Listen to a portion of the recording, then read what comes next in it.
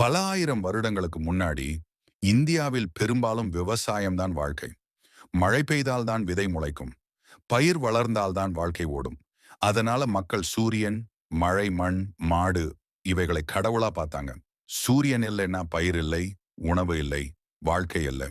அதனால விவசாயிகள் மனசுக்குள்ள இந்த வருடம் நல்ல விளைச்சல் தந்த சூரியனுக்கு நன்றி சொல்லணும் என்று நினைச்சாங்க.